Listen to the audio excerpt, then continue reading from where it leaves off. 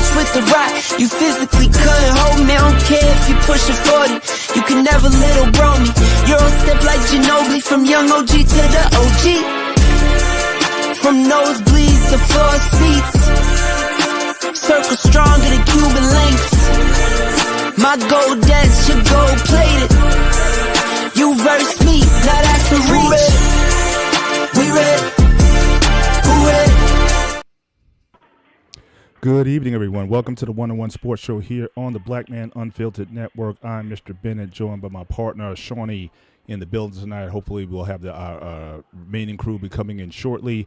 But good to have you guys with us on this Wednesday in February, second week in February. And it's the free agent time. So, again, free agent market is open, and a lot of wacky things have been happening in the NFL. So we'll certainly break that down, also get into a little NBA tonight as well. But certainly glad you guys came in. Just make sure when you come in tonight, make sure you hit the like button when you come in. Certainly supports the algorithm. We appreciate the support that you give us. And also consider becoming a member of the Black Man Unfiltered Network, becoming a subscriber to the network. And as you can see scrolling at the bottom of the screen, you can certainly support the network through a Cash App or Super Chat. You see the Black Man Unfiltered Super Chat scrolling at the bottom of the screen. But anything that you want to give to us personally, the hosts, you see our Super Chats scrolling at the bottom of the screen. But with that, looking to get forward to this. But first and foremost, Shawnee, how are you doing, sir? I'm good over here. Probably sound a little bit nasally. I'm over here battling the cold. Got another cold from this little one behind me. So, how do you get a cold in Texas? I don't get that. I kind of get a cold every time the seasons change, because here in DFW, we do experience all 4 seasons compared to Houston. Yeah, I know. I'm just playing with you. No, compared to Houston, it's like the humidity kind of, like our springs almost damn near our summers. But up here, it gets colder. So I get a cold, and then, of course, I got this little one back here, and you don't know what they're going into when they go into kindergarten classes. They come out, they just filled with germs. So she spreads. Hey, they got to build that immune system, you know what I mean? At my expense. Yeah, that's what family's for. You take the big ones. All right, man. But again, I want to thank you guys once again for being with us tonight. Again, hopefully the guys will be coming in. We may have a special guest in here tonight as well. But, certainly appreciate you guys being here. But, man, let's get into this. So, again, NFL free agency opened up on Monday. And, there were obviously some big moves that have been going on. Now, we're not going to cover every trade scenario for every team. Certainly wouldn't have the space or bandwidth for that.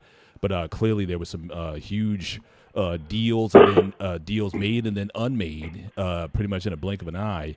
So we can just kind of kick this thing off talking the main event here is the no trade of Maxx Crosby. So this was like the biggest news. Certainly they were, the Raiders were going to get 2 first-round draft picks, which honestly I don't think any's got me. Not even my guy in Pittsburgh deserves that. Maybe the guy in Cleveland. Maybe you give him a first rounder for the next 2 years. But nevertheless, the Raiders were going to get 2 first-round draft picks for Maxx Crosby to go there. Now, again, going into this, everybody knew that he had some injuries that he was recovering from last year. It kind of got stale, certainly with the Raiders, and I think he might have asked for a trade request of some kind. And, so it seemed like everything was done. But from what I understand, according to these free agency rules, it's like when you buy a house, there is like a 3-day period where you have a chance to back out. You may sign the contract, but you have a few days to back out of the deal. And so, I think, in fact, today, by Wednesday, you could decide that, that's when the ink dries, I think, on the contract is on Wednesdays. And so, so you had this situation that arose where they decided to back out. And then in less than 24 hours, you had, again, a lot of movement. Shout out to the Ratbirds. I wasn't necessarily thrilled about Maxx Crosby coming to the AFC North, but certainly they didn't wait on it. They moved quickly. So we went from the Ravens trading for Maxx Crosby to keeping their first and second round draft picks, and they're getting Trey Hendrickson from the Bengals. So again, an interconference trade. And this all happened, very quickly. So, again, shout out to, we got our guy Tommy B our resident Raiders expert and fan in the house. So appreciate you being part of the conversation tonight. And of course, we got the coach also in the building tonight. So yeah, so a lot of things that got shaken up in the last 24 hours. But in long story short, the Ravens they get still a quality pass rusher in Trey Hendrickson. They don't give up their draft picks. I know the Raiders, they've been certainly acquiring a lot of free agents since this thing had started, and they thought they freed up a lot of cap space, letting go of Crosby, but I think they still have enough. So not sure if they're going to keep it or not, but I'm going to turn it over to Tommy B, and you can let us know, I guess, the state of the Raiders, and with all this going back and forth, where did the Raiders go from here as far as Crosby back and what his health situation. Because I knew he had a health issue. I wasn't quite sure what it was. But if you want to kind of fill us in on these deets and, the state of the Raiders at this time. But, again, I appreciate you coming on tonight. Hey, what's up, fellas? So I'm going to correct you. The Trey Hendrickson wasn't a trade. That was a free agent acquisition. Right. What I'm saying is that I think the Crosby trade, that was for 2 first-round picks. Yeah. Right? So I'm saying, so the Ravens, they keep their first and second round picks. So that's sense that so they didn't have to do that with the Trey Hendrickson sign. That's what I meant to say. So I'm gonna say something that I haven't heard anybody say, and I put it on my Facebook last night. If you look at what happened with the whole entire situation, the actual trade was Maxx Crosby for 2 number 1s. And their center. And from what I understand, everybody has said that their center is a top 2 center. So when you put that actual trade out there, it actually sounds crazy because you went premium player, plus a top, plus a top 14 pick and another number 1 next year. And I think what happened was they just looked at it. Trey Hendrickson was available, and it was like, you know what? It's no need to give up all of this because you already lost your center. He's gone. Nothing you can do about it. We got him. And I think that was one of the catalysts was that and Trey Hendrickson being available. You can watch the tape of Maxx Crosby last game. He wasn't hobbling. So they're full of shit. And what people got to understand about physicals in the NFL and in sports in general, it's not pass or fail. It's whether we want you or not. Yeah. Prime example, Dame Lillard with the torn Achilles passed his physical to go back to Portland. Mm-hmm. Everybody in the league knew that Maxx Crosby wasn't going to be available until June, July. He literally got off of crutches last week. Right. So to go and say he failed his physical is BS. Is you got buyer's remorse. And mind you, this is the same team that lied to Philadelphia about Alexander, traded him, and Alexander retires because of his knee. This is the same GM that did that. You know what I'm saying? So I don't put nothing past them. We got enough money for all the free agents we signed, so that's not a problem. Luckily, our GM signed as if Maxx Crosby was still on the team. And because of that, we aren't in a situation where we lose leverage, meaning we can still demand what we want to demand, and if don't nobody want to pay it, we don't have to get rid of them because it's not going to hinder, nothing that we've already done. And if we keep Max, we significantly improved our defense, and we still have a first, a second, a third, 3/4, a fifth, a sixth. Oh, no, 2 6 now because of Geno trade. Yeah. So we still got a good amount of draft capital. We significantly improved our defense. We significantly improved our offensive line. I think if we pick up a decent guard and tackle, our whole offensive line is completely revamped. Like I said, it would have been great to still have that second number 1 and then the second number 1 for this year and then a number 1 for the, next year or the first round for next year. That would have been dope. But at the end of the day, I don't think it was a lot of love lost between Max and the Raiders or the Raiders and Max. Even if you saw the reaction from the fans, Nobody was burning jerseys. Nobody was on Max and none of that. Everybody was sad and wished him well. So it's not like the relationship was fractured. Matter of fact, he was back in the facility this morning, 6 o'clock in the morning before everybody rehabbing. So, like I said, I mean, people want us to be mad. First, I was supposed to be mad because he left. Now I'm supposed to be mad because he back. So I guess I'm just gonna be mad either way. I don't know. Right. Well, you talked about that there's no love lost between Maxx and the Raiders. What is the state of that relationship, and how did it go sour? How did it go sour? I don't necessarily think it went sour. I just think he wanted to go somewhere to win. Gotcha. I don't think it was nothing where he was like F this organization or F this. I think it was a situation where, I mean, there was a situation where, and to be honest with you, if you look at the situation where he actually ended up, it was the reason why they shut him down last year. It was reported like we was trying to tank. That's why we shut him down. But in actuality, he needed to get the knee taken care of. That's why they shut him down. Right. But that situation where it created a little bit of friction because he didn't want to be shut down, well, sometimes you got to save a player from themselves. Yeah. You know what I'm saying? But outside of that, there was no friction, no bad blood, no I don't like this person, yada yada yada. I think it was purely that Prince. I think it was purely a situation that he just wanted to go to a winner, and for the fans, we understood that, so we really couldn't hold that against them because it's like, man, you came here, you played your ass off, you didn't take no plays off, you didn't complain, you didn't whine, you wasn't in the media talking shit, you handled this the way that most fan bases would want you to handle it. Right. He has a podcast and he never said anything about wanting to leave, and he let the business handle itself. So I think that's why between the fans and the organization, there wasn't really any love lost. Gotcha.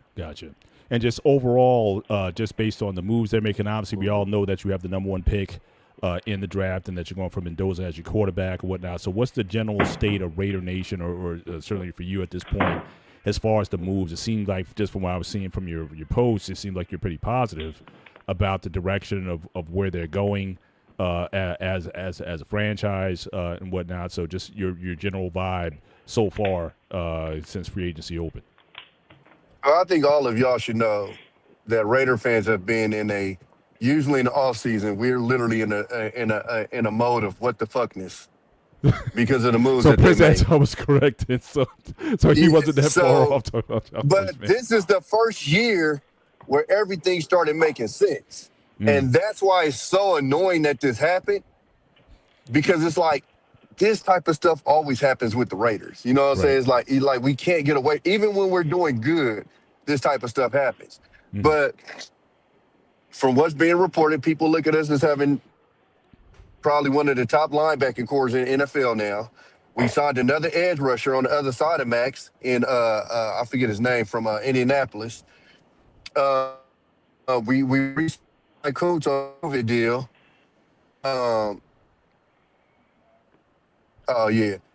We signed Cooch on a prove-it deal. We signed our one of our corners from last year. We signed a corner from, I believe, Buffalo. And then the receiver that we picked up, from all reports I've been getting, because, I'm not one of the people that act like I know every player in the NFL. I don't know too much about him. He was a third receiver in Minnesota. But from what I understand, he's a pretty good receiver. And had he not been behind Addison and Jefferson, we'd know his name a lot more. So really happy with that pickup. Like I said, we're going into the draft. Everybody's saying Mendoza. Even look at this. Say if they not really feeling Mendoza like that. We're in a position now where we can trade back and get more picks if we wanted to do that. Rumors are going around that we might be interested in Kirk Cousins. So if we do get Mendoza, he can sit down for, a couple of games. Well, it's not for the future, but it's no, it's not the Raiders. I'm just saying Kirk Cousins. He just finds a job. Yeah. well, I mean, luckily for us, we'll probably be able to get him for a minimum deal because he's still getting paid by Atlanta, kind of like how Tua is in Atlanta, and et cetera, et cetera. So I think it'll be a good thing because you don't just throw Mendoza right into the fire. You know what I'm saying? So, but no, you're right. That boy Kirk Cousins, he keep a job. He just keeps a job, man. Shout out to Shawnee. Your thoughts on the whole situation with the trade, no trade for Crosby and the acquisition of Hendrickson? Well, I think it was more of a thing of just buyer's remorse. from the Ravens when they find out that they could potentially, keep their draft picks and pick up Trey Henderson instead of, because I remember when there was talks about the Cowboys looking at Crosby. They're talking about 2 firsts, and I'm like, I don't want to. 2 firsts is too strict because Maxx Crosby is basically on the same level as Michael Parsons. And the Cowboys, they have so much holes. It's like, okay, as great as a player both of them dudes are, they're not going to fix it. Shawnee. Yeah. You know Maxx Crosby played the run, right? But elite at playing the run. But they still looked at, as far as in general, as elite pass rushers are just players at their respective positions. Now, if you want to put like a Madden ranking on them, who would be 99 and 98, I guess that would be debatable. But as far as the elite at their position, they both in that same tier. Well, I don't mean to interrupt you, but the only reason why I put that out there is because one of y'all major issues with Parsons was him playing the run. And that was one of the major issues y'all had on defense was playing the run. So yeah. So that actually fixes something that Parsons didn't bring is why I kind of looked at that deal a little different than Parsons. Yeah, but I was looking, and that part, I understand, because, I always said that Parsons was basically one-sided. But with Crosby, the Cowboys have too much holes. They need those 2 first-round picks. They have too much holes. As great as a player as Maxx Crosby is, he ain't going to be able to fill all them gaps. So they needed that. So that's why I was like, 2 firsts was too rich. Now, I thought the Ravens, before they, reneged on the trade, they was more in a position of, Maxx Crosby, because they got a whole different thing. They trying to really almost extend at least Lamar Jackson's championship hopes at least one more season. I don't know how it's going to be now that Harbaugh's gone, but if they would have kept Crosby, that's what I'm looking at. But Henderson may not be on Crosby's level, but he's a good player. And if I was the Ravens, I would have did the same thing as far as I probably wouldn't go through the Crosby deal. But who knows? I don't know if the Henderson deal was available at the time that they signed or they traded for Crosby. But if he was, I would have went Henderson and kept my picks. And then now you can, you have a stud at the end.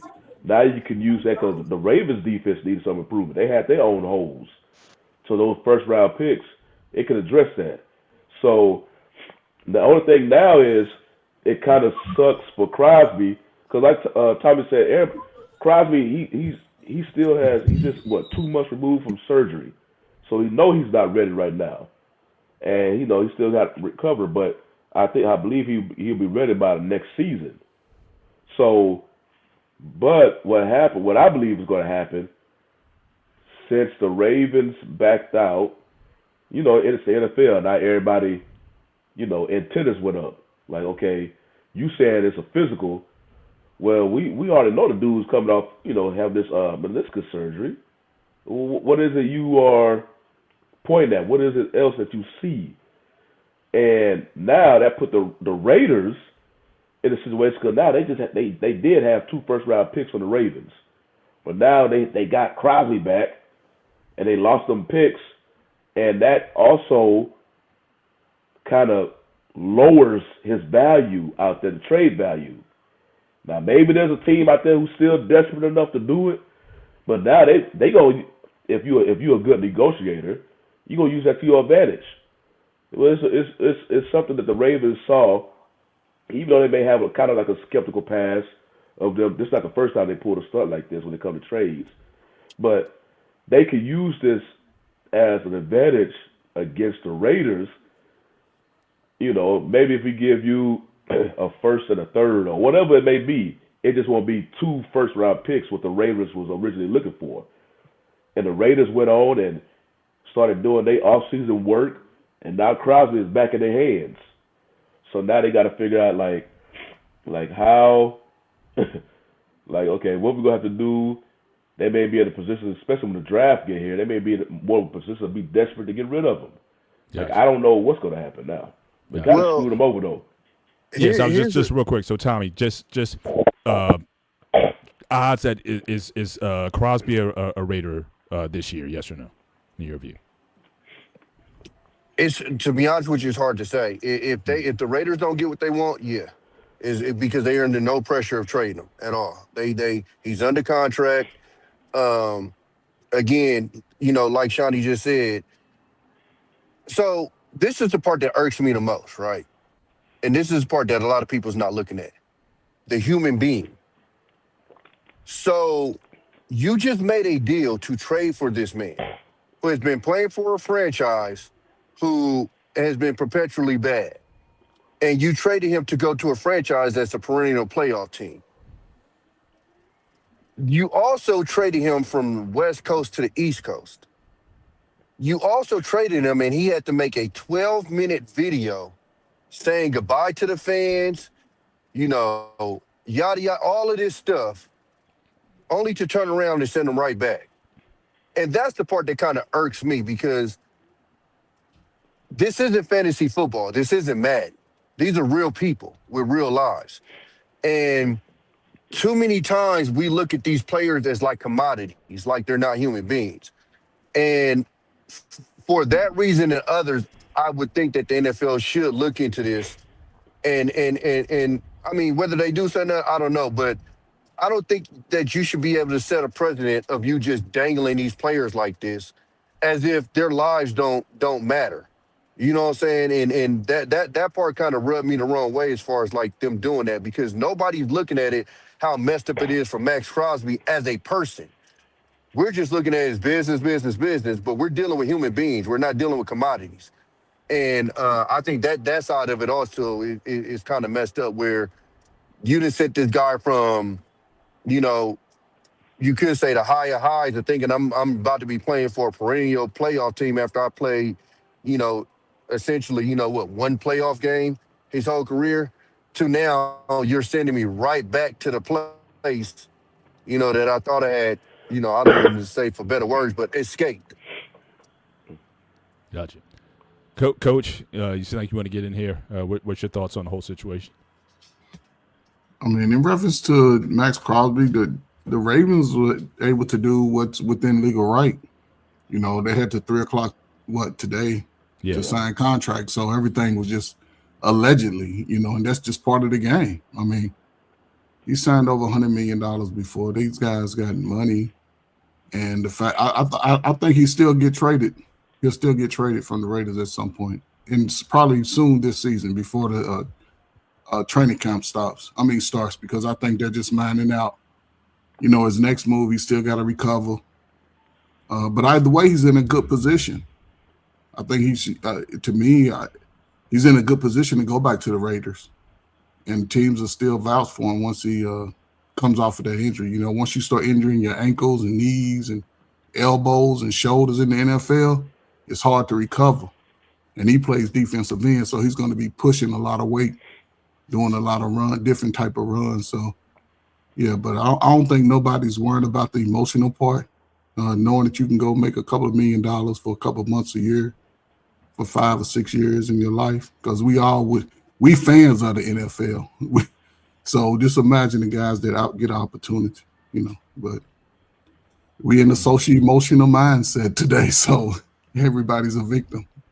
Gotcha. Dante, are you still on with us? You got something to say on before we move on? Might be in the back. All right, we'll try to circle back to you when you get on. But just moving on, like I said, we're not going to touch on every situation, but just some of the highlights that I saw. And also, well, actually, let me ask Shawnee off the top, because I didn't hear a lot of activity from the Cowboys. I think they signed Gary from the Packers. But again, just the way these things go, I don't know if the ink is dry, because I know the Steelers, they had a couple guys they were supposed to bring in, and then those deals went by the wayside after they were reported. So what's going on with the Cowboy Nation at this point? Jerry and the team holding firm? Do you anticipate any big moves? Is it going to be the same old Cowboys this year?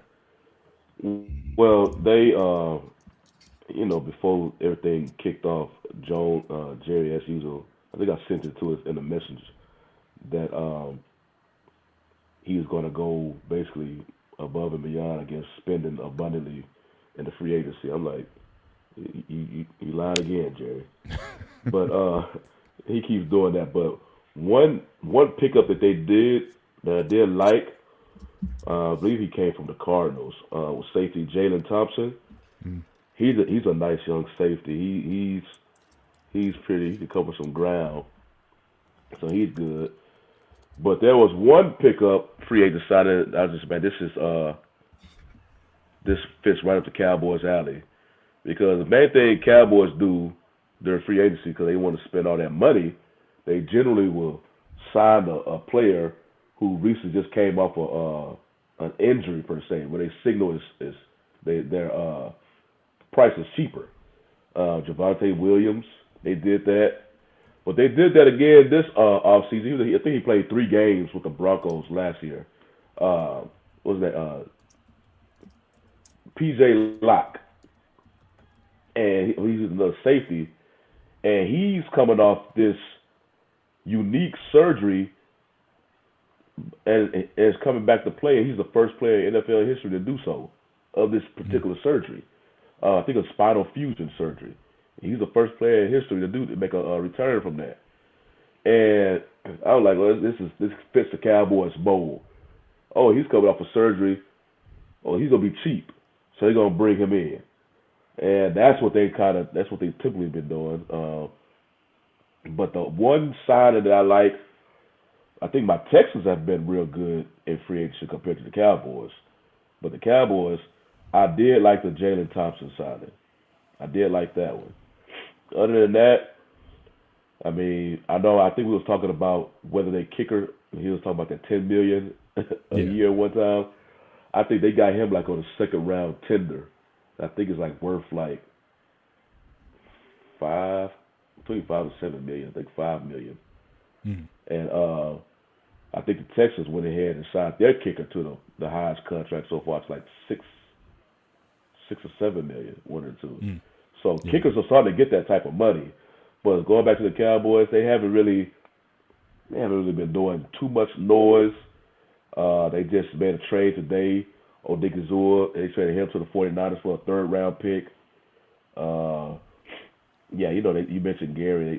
They signed up Rashawn Gary. That's why I think when they made that deal, they took themselves out the whole Maxx Crosby talk.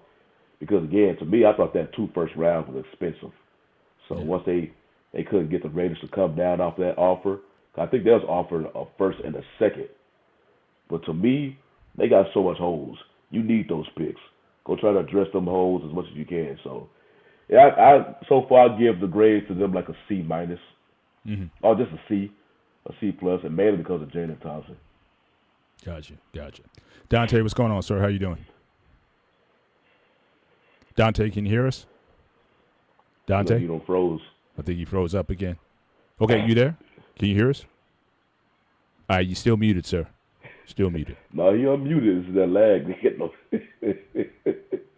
Okay. Okay, still. Can y'all hear me? We can hear you. Now we can hear you now. I see. Can y'all hear me? All right. Yeah, you good now. You good now. It's still messed up. Now you good? It's like mad delayed. You're in that 3G hotspot right now. My bad, fellas. Okay, so like I'm with Shani. I give him a C. Oh, I lost him again. No, he's still there. Is it? Let me drop off.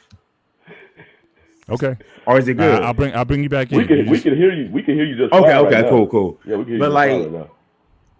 Like I would say, like I like the Gary move. I like the Thompson move.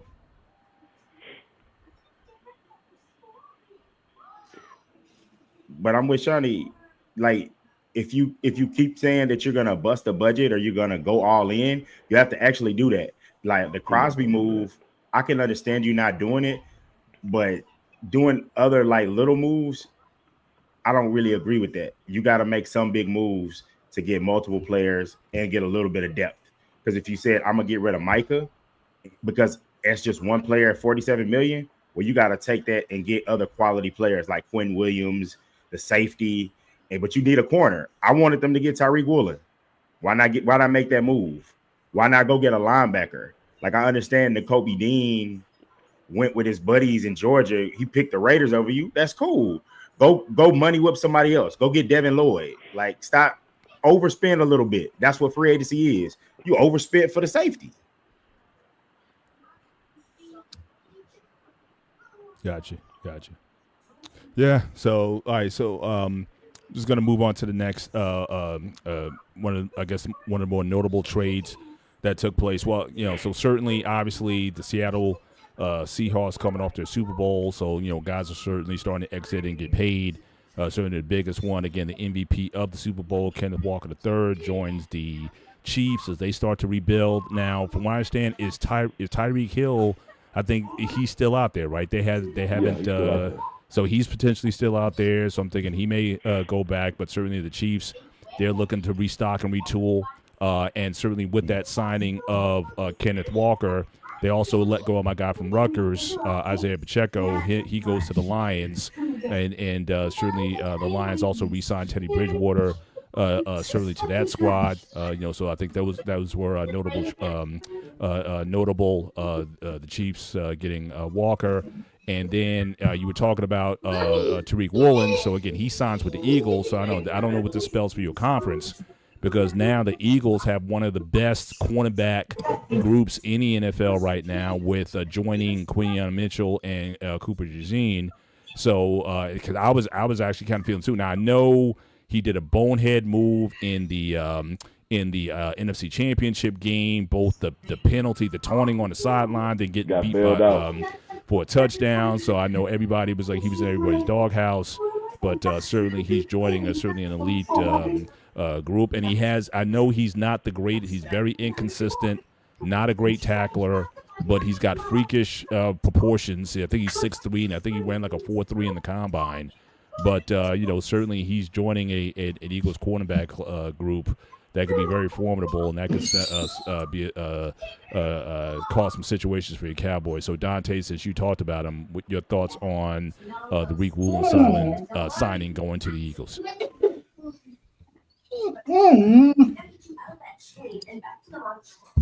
Dante, there? I mean, it gives them another good player. And it's like he's inconsistent, but it's like he still can make plays on the ball. I feel like you can beat him, but when he's on and playing good man coverage, that's at his best from everything I've heard. And with, if you want to blitz because you don't have the greatest pass rush, having a corner like him can certainly help. Hate that I'm not going to lie and say I wish we did sign him, because that's a player that I think you can still build on, especially with our new DC. You build on his confidence and his technique, but you got outspend, $15 million for 1 year. That's not a bad deal. For sure. Coach, do the Eagles now have the best defensive back class in the NFL at this point? I think it's yet to be determined. I think they're going to have a great young backfield because they have the line. I think everybody on the line is going to be solidified, but I think with the backfield is going to defensive backfield, you can see that they could probably be one of the best, but they still have to prove it on the field. Coming together is one thing, but then proving it on the field is another. I think even when I'm looking at this Kansas City thing, for Seattle to let Walker go, I think it was a dumb move. And I think with Walker coming there and if they still keep Kareem Hunt, they'll have a tough running game, but they still will be average without Patrick until he comes back. But when he comes back, they'll probably be a more dangerous team when he comes back, because they're going to have a lot of new good faces, and these people are going to get a chance to go through the hard times without him. And I think when he comes back, everything will come together.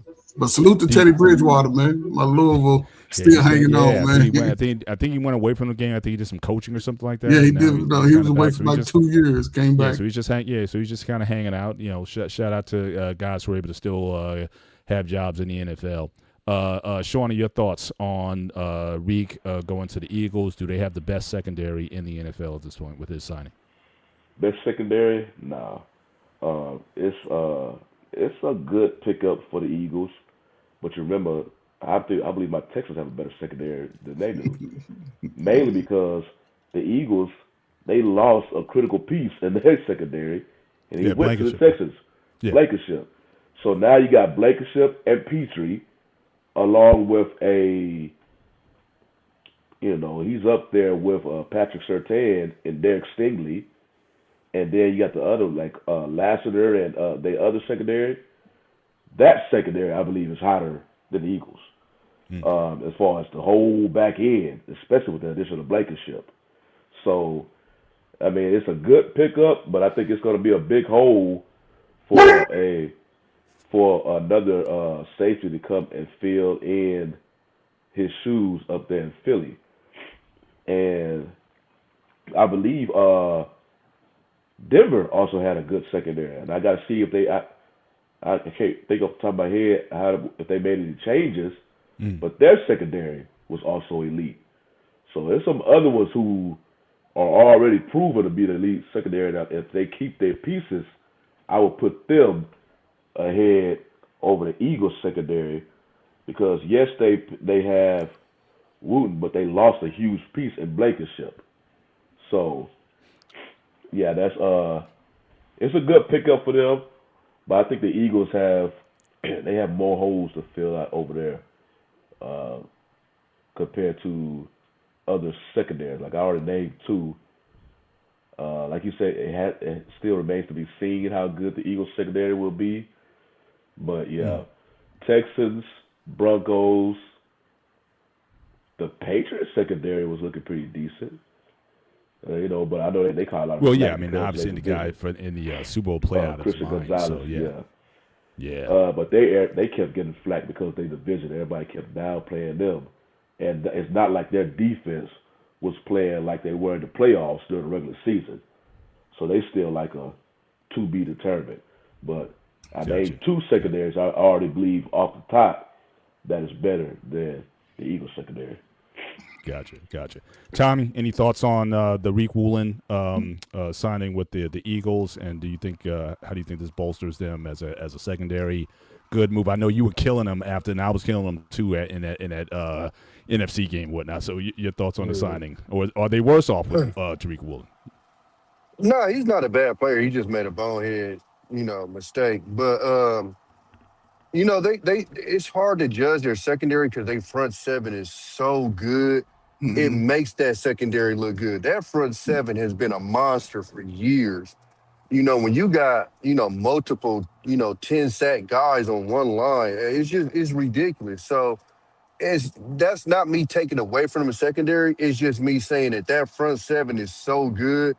It's kind of, it can kind of hide the deficiencies of the secondary because they don't have to do the work that other secondaries have to do that don't have the front seven that they have. You know what I'm saying? But it's the Eagles, man. They done pretty much turned into a machine now. As far as with defense and stuff. So with the Eagles right now, man, it's just kind of plug and play. Gotcha. All right. And I must say, I'll make this comment, and I'll only say it once. For the first time in my life, I had to root for a Cowboy, and certainly shout out to Dak. I'm not going to go into any detail, but yes, I was actually, for me, rooting for a Cowboy is not something I want to do, but I was rooting for Dak. So he for sure went all season for sure, boy. You dodged the bullet. Hey, so congratulations to you. His bank account thanks him. So we'll move on from that. Well, so shout out to Mark. You spoke about Marcus in the chat said you're going to win the Super Bowl. Right? Fly, Eagles fly. Go ahead. You spoke about Pacheco earlier, right? I was surprised that when the Chiefs let him go and they picked up what's his name, Walker. I was thinking, I thought they had an eye on Jeremiah Love in the draft. That's who I thought they were looking at. But when they went with Walker, they saved that high draft pick. So yeah, you gotta go with the MVP, man. You got to go with him. Yeah, but I think Jeremiah Love looked like he could be. It could be a stud at running back. I mean, I know Walker had an MVP in the Super Bowl, but I think Love will ultimately. Well, I don't know how running backs, their careers may not last as long, but I think Love may have a higher ceiling or a higher floor than Walker said and done. Man, okay, yeah. All right. Hey, you know what? Hey, then let him put that floor. Let him put that floor outside the AFC West, please. Okay. Yeah. Well, he said he can go to the Texans. Yeah. Cowboys. Certainly, I want to we acknowledge. definitely Hang on, we got one of our loyal dudes, man, KP from KC, who is a diehard Bengals fan, and it's just like, can he have one season? I don't know what his quarterback has been. Now I lost my best pass rusher, so I'm sure he's not very happy right now regarding the state of the Bengals at this point. But hopefully they can just kind of make it up in the. Did y'all hear Jamar's Chase reaction to the trade? Yeah. No, Hilarious. So he was on stream when it happened, and he about went off, man. When he thought Maxx Crosby was coming to the AFC North, man, he about went off. I heard that. Yeah, Kenneth Walker made a bad decision. Yeah, we'll see. I can't say that because I'm sure he got paid, so I ain't gonna say that at all. Yeah, so Love is about to flip the league. Since when did coming to Kansas City become a bad decision? That's kind of crazy. Well, Patrick's out this year, so he's gonna have to go a year without Patrick a whole year. So, but I think the next coming years they're gonna have a whole different team. Damn, I'm slipping. Patrick out the whole year. Well, he told he probably come back maybe the last 3 games. Like late, Leave him out. Yeah, leave him out. He's a franchise. Yeah. We're gonna talk about Bam. Certainly for Laika 123. We're gonna talk about Bam in the next box coming up. But I just want to finish out the NFL segments, and then we'll kind of get we'll kind of get into it. But in more trade news. So again, I don't know if this is big. Certainly. Shout out to Mike Evans. I mean, certainly he's been a very productive wide receiver for the Bucks going to the 49ers. But I'm just looking at this picture right here. You got your tight end had a severe injury, I think in the playoffs last year. Their running back is always hurt. So I don't know if this is necessarily a good deal or not for the 49ers. This here just looks like an aged or battered lineup that I'm looking at right now, either too old or too injured. Here, but any thoughts on Evans going to the 49ers? Does that change anything in the NFC West? Sean, I'll start with you. I mean, it gives Purdy another weapon. Definitely a player who can move the chains. I'm imagining they're going to be teaming him up with Jennings. So I think that would be a nice 1-2 punch between them two. Brandon Ayuk, I believe they released him. That contract extension, it definitely wasn't a good move for the 49ers when they gave it to him. But, yeah, I think Evans will be a good target for Purdy. He'll definitely demand respect and take a lot off of Kittle. Now, he's not like a if he can play, I mean. Yeah. That's, it's all considered if they on the field. He's not a downfield burner, but, I mean, dude's still 6'4", end zone threat.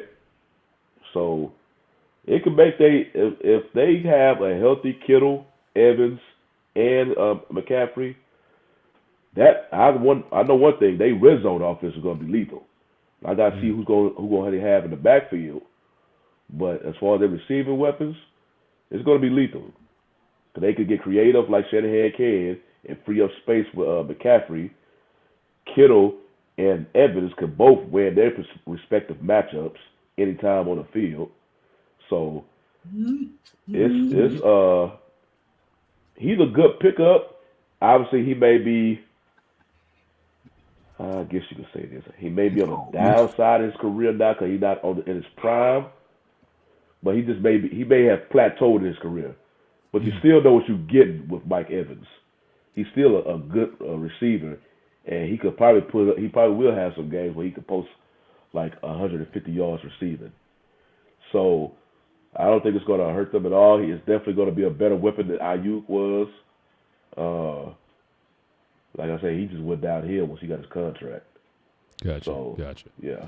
And I must acknowledge now. You know how much I talk about Kirk Cousins. He might be the GOAT at getting the contracts that apparently other people aren't going to get. But I got to start to add another name to the mix. Shout out to Dan. They don't call him Danny Dimes for nothing. So, again, the guy had major injuries coming out of New York. Now he's with the Colts. Had a decent season there. They just re-signed him 2 years, $88 million. Don't know how healthy he's going to be coming up. But, again, this is another one of those guys who just keeps getting paid. And so, so certainly, congrats to him, even though they signed away his two main receivers. I know one of the receivers went to Pittsburgh, and I forget the other receiver. I forget where he went. The better guy, Pierce, he went to another squad as well. So they're going to have to. So they're going to, have to certainly rebuild that offense and get some skilled weapons, certainly in the draft. But certainly, for him to be able to pull that contract off, again, shout out to him for being able to pull that money in. Also, real quick, just wanted to kind of highlight, again, had some quarterback movement. So, obviously, Miami gets rid of Tua.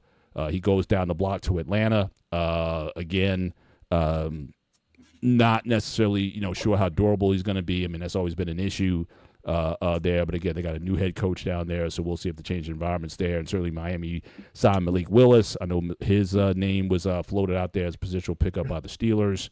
But Malik certainly gets a chance to be a starter in the NFL for the first time, in the NFL. So, again, any thoughts on these two moves? Does this improve the franchises? It's just going to be like a wait-and-see kind of deal. Tommy B., I'll start with you at the bottom and work our way in. Malik Willis showed some promise, so it'll be interesting to see how he work out in Miami. The only thing I hate about situations like his, though, is they kind of in the middle of a rebuild, so we'll base his performance, off of a rebuilding team, and he'll get labeled, this or that based off of performing with a team that ain't even built to perform. Tua, I think that's a solid signing as a backup. You ain't got to pay him nothing because Miami's gonna be paying him. And I gotta push back on you with Danny Dimes, Mr. Bennett, because I ain't gonna lie to you. Boy, that boy came out and balled out them first, 9, 10. First couple, yeah. Nah, it wasn't no couple, Mr. Bennett. I'm talking about the first 2 years of the Giants. He got the Giants in the playoffs for the first time in a while, but he had a major injury. Yeah. But I'm talking about with the coach. I know, but then he got injured again. So I'm just saying from a health point of view. Oh, okay, I got you. And that's what I'm saying. That's why I think the contract will only be in 2 years, but still it's $44 million a year.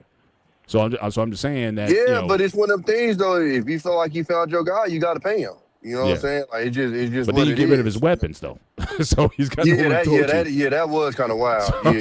So I don't know where do they go from here? You paying him all his money and he doesn't have any weapons. So and they're not going to have. I don't think they're going to have middle of the pack draft picks. So. With the Mike Evans thing too, I don't think it's going to shake anything up. I got to send you guys the picture of the 49ers practice facility because when I was at the Super Bowl, I was working at the stadium. And so if it's part of the stadium at the back where you literally are sitting above the playing field. And when I tell y'all that is the dumbest shit I've ever seen in my life, like you would not buy a house next to this power plant. And I'm not joking with you guys. I wouldn't be surprised if some of these players end up with cancer later on in life. When you see the size of this power plant that practice field is next to, it is the most ridiculous shit I've ever seen in my life. What's that, like a nuclear plant or something? No, so it's a power plant, but it's I want to say it looked like it damn near supplied the power for the whole city. That's how big it is. You know what I'm saying? If not, it at least supplying power for a good part of the city. Like it's insane. I'll send you the picture. I'll send it to you in your inbox right now, Mr. Bennett. But like it's insanity, and it's literally right next to it. So it's just like it's crazy. So to get somebody like a Mike Evans, that kind of like you said, tail end of your career, kind of dealing with injury issues, and it's still a question about whether this thing is causing the injuries for the 49ers. Now you kind of worry about if he going to be on the field because the youngsters out there getting hurt, let alone the older guys. Gotcha. Coach, your thoughts on the quarterback moves? Tua to Atlanta, Malik Willis to Miami. Good Listen, man, shout out to both of them, man. Both choices are safe picks for the teams. Both with Miami, definitely rebuild. They get rid of one of the best running backs. I think he's going to make a comeback, but he just got to get his off the field together. Malik Willis, he still haven't proven, but he's showed good promise, and I think his time away and coming off the bench has helped him, so he has nothing to lose with Miami. Tua, he's an injury away we all know they could possibly, put him in a wheelchair. And even Atlanta is a safe choice for him. That's still a safe trick. But the Colts, that's probably the dumbest damn sign in the history of the last 10 years. That was dumb as hell. Why would you give a struggle? Listen, he's injured, and you give him $88 million. You know what y'all can get for that? And they can draft a quarterback or sign, anybody, a backup, but $88 million to a quarterback, he reminds me of Sanchez. Come on, man. Hey, that's the last time the Jets won. Sanchez. That was the last time they had their playoff run back. Well, my question to you, Coach, is who they gonna sign? Man, you go. Listen, you maybe sign Mac Jones. Listen, the 49ers actually for arm and a leg for Mac Jones, from what I heard. But again, well, then you also, listen. Hold up. I would have gave Mac Jones the $88 million than they gave Daniel Jones the $88 million. Yeah, but you got no. But what I'm saying is you got to trade San Francisco for it. And San Francisco, from what I understand, they want some. They didn't say exactly, but the way it sounded is maybe like a 2-3, and I don't know if you're giving up a 2 or 3 for Mac Jones. Plus, like you said, then you're gonna have to pay him. Yeah, you're not gonna get that from Mac Jones, but you could get it. But he's in the prime, and he still has a lot of good football left. And this was, but yeah, man. So one point I wanted to address now. Again, Trey is saying that Tua isn't going to start. That's Penix's team. I don't know what Penix's health is. He had all those injuries coming out of college. He's been an injury liability in the NFL. That's not guaranteed. Front office is gone now. 2 ACLs is tough. Yeah, so I don't know if that's true also. Now, no one's talking about Kyler Murray, who again is planning to get released, so he's going to be on one of those cheap sort of veteran vet minimum deals. I think the Cardinals are going to have to pick up a good portion of the contract. I've heard Minnesota for Kyler Murray. Right, but if I was Atlanta, I might have been more aggressive in trying to get him, because I think certainly him in Atlanta. I agree with that. I mean, that would have been. I think that would have been a good pickup in Atlanta. But again, these teams. But it's the same mistake. And it's the same mistake Minnesota made. They should have kept Darnold. But again, because you think, okay, well, we drafted this guy in the first round, we got to bend over backwards to keep him, even though they're damaged goods. And so Minnesota made that move, and Darnold leaving, he could have stayed with Minnesota, and now they're looking to get Murray. So again, clearly. McCarthy's a bust, or just not healthy enough to play. I'm gonna call him a bust. He might not just be healthy enough to play. But Atlanta, Kyler in Atlanta, I think that would have been a great move if they would have been more aggressive. Well, no. This is the problem, Mr. Bennett. Kyler Murray has terrible, and then this is what's been reported, off the field habits. And what you don't want to do is put a Kyler Murray around your younger quarterback and have him inherit those bad habits. That's the problem with putting Kyler Murray in Atlanta. He got bad behaviors off the field. But y'all gotta remember. Well, no, it's Kyler not Murray, necessarily bad behavior, but it's like I've heard stories about like the team wanted to do like group things together, and he's like, "Nah, I'm gonna play the game," or like just not engaged with the team. Yeah, get him up out of there. But you gotta remember, Murray is a free agent. They're not trading him. They already released him. Oh, he's a free agent. Okay. Yeah, so they got a free agent. I thought he was still on vet. I thought they were just going to release him, but he's on. Okay, you looking for a place where you believe that you can also have a better career. Absolutely. And if I'm a quarterback, I'm picking Minnesota over current Atlanta. Justin Jefferson and Addison? Hell yeah. Yes, because they. No, I agree from his. But I'm saying if I were Atlanta, I would have been very aggressive in trying to get him. Because, again, I don't have any confidence that Penix is going to be healthy. And you're not going to be picking high in the draft. So I would have been more aggressive, at least to make a pitch for a guy like Murray versus Tua, because you know what you're getting with Tua also. And, again, his health is compromised as well. So, again, they've just been snake bit with quarterback for the last several years now. And so, again, I think of Murray, you haven't had any health issues. Well, I think last year he got hurt, but that was like the first time. Yeah. Well, if I'm Murray, I'm looking, okay, I see Atlanta. I forgot who they named their new head coach. But then I see the Vikings. And I know Kevin McCarthy is McCarthy. But McConnell right now was fresh in these quarterbacks' mind, especially they view themselves probably about the similar talent. They view what he did for Sam Darnold. He basically, turned Sam Darnold into and saw this success he immediately had with Darnold, and then we all know what happened afterwards. So if I'm Kyler Murray, I'm looking, okay, this dude, he even showed some what he did with Kirk Cousins, and he has already a number one receiver and a number two receiver up there. But So, Shawnee, this is going to be the problem with Kyler Murray, and it's already been mentioned, right? Regardless of where he goes, if he doesn't put in the work, if he doesn't learn those plays, because Kyler Murray sometimes makes some bonehead decisions during the games in crucial points of the game. So I think that's why the Cardinals are easy to let him go, because they still need a quarterback.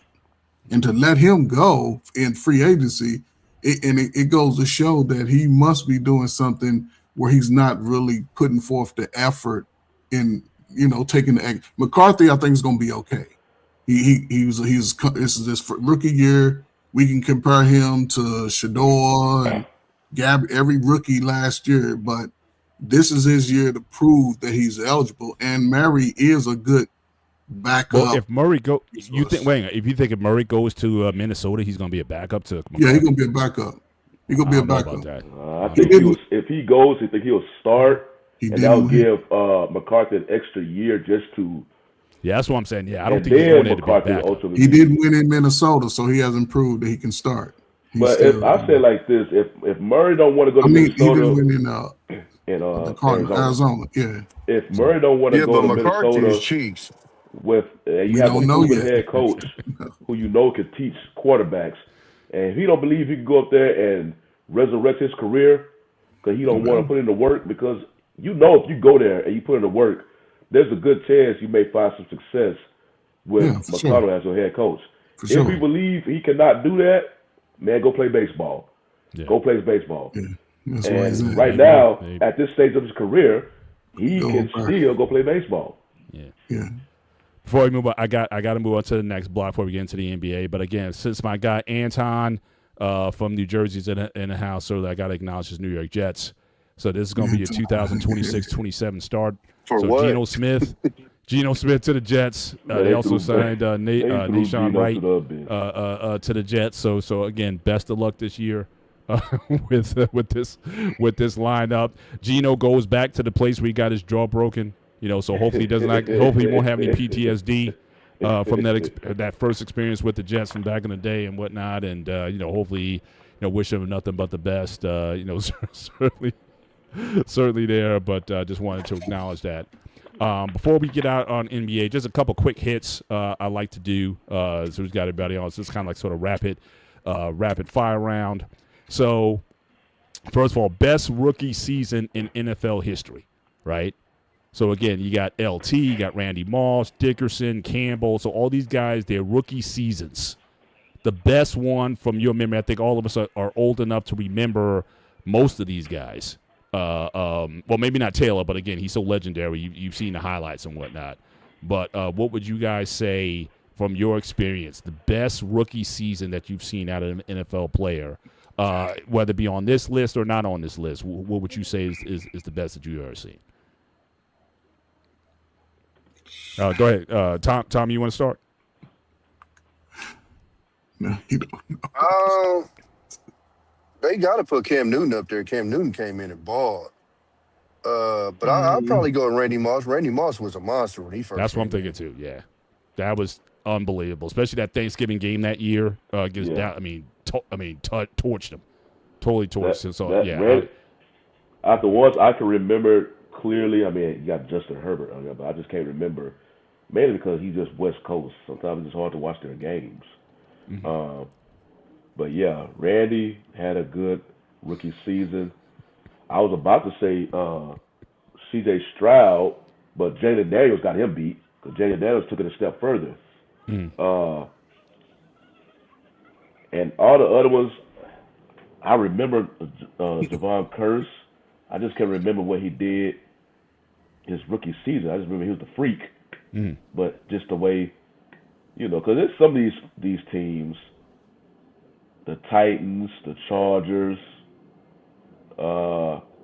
They just never were national televised teams. Mhm. So unless you just got that NFL package deal, you just really don't see them unless you always watching highlights. Mhm. Randy Moss is not like the Vikings was like a national team, but he just came up. He was just so he just came on the scene. They just said, It was like a video. It was like a video game. It was like Tech yeah, Mobile. put him on the TV. Put him on the TV. You know, so that's how people can remember Randy. Yeah. Coach, your thoughts on rookie? And I'm just looking at the list. I got to remember. Say I may have to change my pick. But your thoughts, Coach, on this best rookie season that you recall watching ever? Listen, man, I can't even give y'all a solid pick on this list right here. I remember all of these players just like, okay, they the man. They real. I like them. So it's just hard to pick. Let me see. If I was just to go with just the modern time, last 15 years, I don't know how long this list goes back to, what, 81? Now it goes back to 70, 78. 78, Earl Campbell. Man. See, that's my pick. Come because on, I man. remember Earl Campbell, Shawnee, before your time, love you, Houston Oilers, love you blue, all that came up with Earl Campbell. That Monday night game against Miami, go back and watch it on YouTube. That just electrified, like the whole nation was like captivated by that game. And the only reason that the Houston didn't win a Super Bowl, at least go to a Super Bowl, they had to play the Steelers in their heyday at their height in 78 and 79. They got to both AFC championship games in 78 and 79. And they were, so they were, that's the only thing that stopped them, but they could have got a Super Bowl. It's just they ran into a better team overall. But I'm picking Earl Campbell off this list. I was going to go with Moss, but I'm going back with Campbell.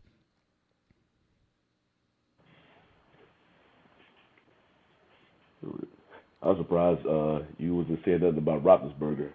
I know he was 15-1 that year. I mean, it was definitely certainly a breakout year for those guys. But yeah, I'll go with Earl because again, just the buzz that he had. Like I said, Monday Night Football, that game, that just and just the city of Houston was just so. It was like a cultural phenomenon when he came into the league. Steelers already had a fan base. They were trying to get back to championship contention and whatnot when Roethlisberger came in, but that Earl changed the whole vibe in Houston. Bum Phillips ran him to the ground. He admitted that though. He ran that poor dude to the ground, to the nose. Yeah, for sure. Yeah. Nah, he was tough. He's tough, but y'all gotta tough yards too, for sure. He was the original tough yardage. No question about it. When Randy Moss came in too, that was the height of Sports Center too. So that's another reason why we kind of remember him a lot more than like the older cats is, especially like my age range, we was running to go see Sports Center and top 10 highlights and all of that stuff. So when Randy was getting off, you didn't even necessarily have to have the NFL package. As long as you watch ESPN and you got them, you made Sports Center, we saw what you was doing out there. So I think that's the reason why we have a healthy memory of Randy Moss getting off that rookie year because, he was on Sports Center every night. Yeah. They put him on TV. Yeah. That's when video games was starting to take off too. So if you have Randy Moss on you, absolutely. He was on the cover of the original NFL 2K. Right, and mind you, he also played with. I mean, Chris Carter was on that team, so I mean, and Dante Culpepper. Pick your poison. Well, no, Culpepper wasn't there freshman year. It was it was the white boy. No, I thought it was. It was Culpepper. No, I thought it was the white boy. I could be wrong, but I thought it was the white boy that was throwing the first year. But also, I thought Randall Cunningham was there. Yeah, Randall. My bad. No, it was Randall maybe. Yeah, when they was throwing all those deep passes, I think that was Randall. Yeah. But I think that first year with Justin Herbert, because if you remember, that's when everybody kept saying, "Oh, he was the next big thing, and he really. I mean, he's still a good young quarterback, but they was ready to put him. I remember after his rookie season, they was just putting him like in the top 7 already. Mm-hmm. And everybody like, oh, hold on. And I don't think he has had a season like that. Yeah, he's still been good, but there are some other younger quarterbacks who've been better than him. Mm-hmm. I just remember after his first year, everybody was ready to basically crown him. But I don't think he has had a season as good as his rookie season. Gotcha. I think we had one close, but I remember his rookie season. People was like trying to crown him like super prematurely. Gotcha. All right, now on the right side, now obviously you guys know I'm going to have a problem with this list, right? So Ed Reed is the top safety of all time. Look, I know he's got a ton of picks and whatnot. To me, he played more like a defensive back. You know I'm going to put Troy Polamalu up there at least in top 3. I may not take him over Ronnie Lott, but certainly Troy Polamalu is definitely top 3 on that list in my humble opinion. Now, Rod Woodson, he played most of his career as a defensive back, as a DB. Now, him and Lott certainly have the honor of basically being all pros at both positions. So I got to give him his respect. And he's got, you guys talk about Prime all the time. He's got better stats than Prime for a career. And he did the kick returning and whatnot, just like Prime did also. So again, Rod, certainly I got to give him some love. But again, your thoughts on this list, Coach? Or do you agree with this ranking? Now, again, I'm too young. I don't remember Paul Krause. I know he's got a ton of interceptions and whatnot playing. And Kenny Easley, I was a kid when he was playing. And someone's also mentioning Cam Chancellor. Now, I thought Cam played DB. He was basically like a linebacker. Man, they better stop playing with my dog, Jack Tatum, dog. I'm so sick of them disrespecting, dog. So all right, so you would add Tatum. So where would you rank him then in this list? So you got Ed Reed, Lott, Brian Dawkins, Krause, Troy Polamalu, Steve Atwater. Yeah, Atwater, I just remember him being a solid hitter. I mean, so he might be your guy from Oakland, because I know he was laying people out. Atwater was putting wood down for sure. Yeah, Earl Thomas, Rod Woodson, and Ken Easley again. Didn't see a lot of NFC West game Seattle back in the day. Didn't get a chance to see him play a whole lot. But as far as the whole Ed Reed, Troy Polamalu thing, I mean, you could put Troy anywhere on the field. Play the line, play back. I mean, Ed Reed was just a glorified defensive back. He just stayed lay back and get those interceptions. But I'm to this day, I'm picking Troy over Ed Reed. And one biggest reason, because I hate the Ratbirds. So you're never going to get me to pick Ed Reed over Troy Polamalu. I'm just saying. Yeah, come on. So I'm just saying. But again, line Troy up anyway. Dude's jumping over the line, fourth and short, and he's jumping over the line and tackling quarterbacks and stuff. Reed wasn't doing that kind of stuff. Come on now. I mean, so Reed don't need Troy was a true free safety. No, he was like, look, anywhere you want to play, Coach Cower and then Coach Tom was like, anywhere you want to play, go ahead. I don't even have to coach. Just do what you want to do. Over Troy, as great as Troy was. I don't even like the Steelers, and I say Troy too, just because I think Troy tackled better too. Hold up, man. Which one's more important, interceptions or tackles? It's everything. I mean, he's got picks too. He's got picks, but he said he could play on the line. He's gonna play in the middle, and he's gonna play on the pass. He did it all. He was like a Swiss Army knife out. My favorite safety on this list was Brian Dawkins. I just love the way how that dude played. He was consistent. He was just so intense on that field, and he had no problem sharing his intensity with you. A player who reminded me of him, but wasn't his size, was Ryan Clark. I call Ryan Clark a kamikaze. He was sacrificed his body. Yeah, he couldn't play today on the field. No, the way the NFL rules are now, he couldn't play. I think below that head too much, I think I saw something. I don't know if y'all watch his Pivot podcast, and he was talking to Derrick Henry, and they was asking if there was a hole, and if it was Henry and Clark meeting up at the hole, who would you take? I'm like, they both gonna be on the ground. If you watch Ryan Clark, Derrick Henry, he may be like Eddie George. He may get hit and fall forward. He was bigger than Clark, but he's not getting no more yards. That's how Clark, he brought it every play. And look, it means sacrificing his body to bring you down.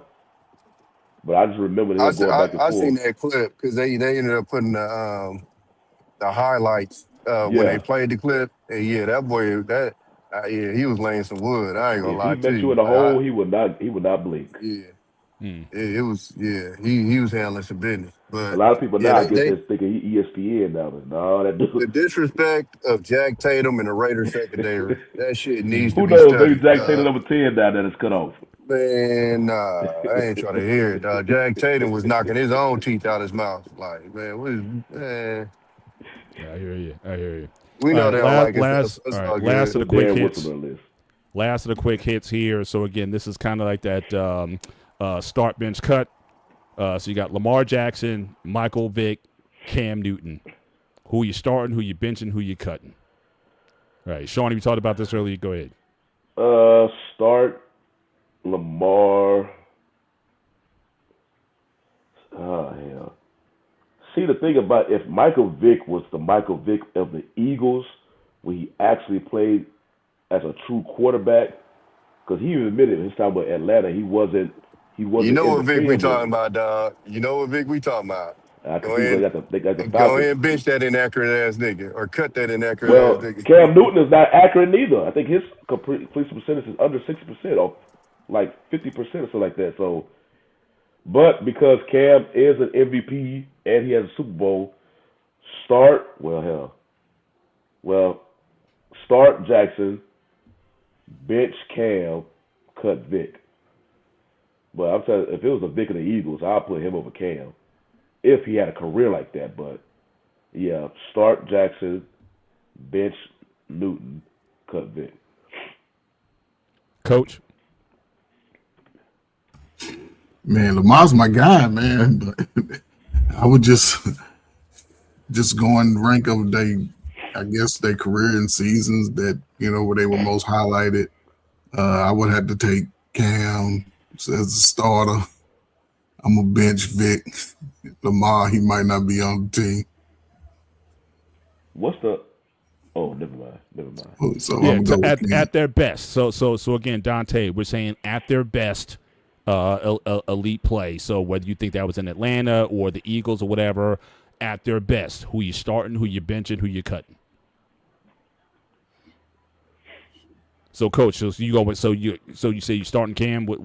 Start Cam, and because Michael Vick, he had two sides of his career. So, and him and Lamar, they're about the same to me. But I'll take I'll cut Lamar just because he might not show up a couple of days. I got you. Tommy, did you give yours? Start Lamar, bench Cam, cut Vic. Just for reference, Cam Newton is 59.9%, so basically Yeah, 60%. Stop playing with yeah. that, man. Compared to other QBs, they consider that kind of low. No, I agree with you. You know what Michael Vick's is? 56.2. Yeah. I think I'm going with Cam too because again, people forget that MVP season. I don't think up to that point we never saw anything like that. I didn't see that from Randall Cunningham. I didn't see that from Michael Vick. So he was a monster, 250 pounds. He could run over you. He could run by you. He could, he would sling at that NFC Championship game that he was in. I mean, clearly he was dominant. I mean, that's why I think the Super Bowl was so disappointing. But at the same time, now he's the only one out of these two who got to a Super Bowl. And he was clearly the reason why they got. I know they had a good defense, Kuechly and everything. But again, until these other guys get to a Super Bowl, so I'm definitely starting Cam.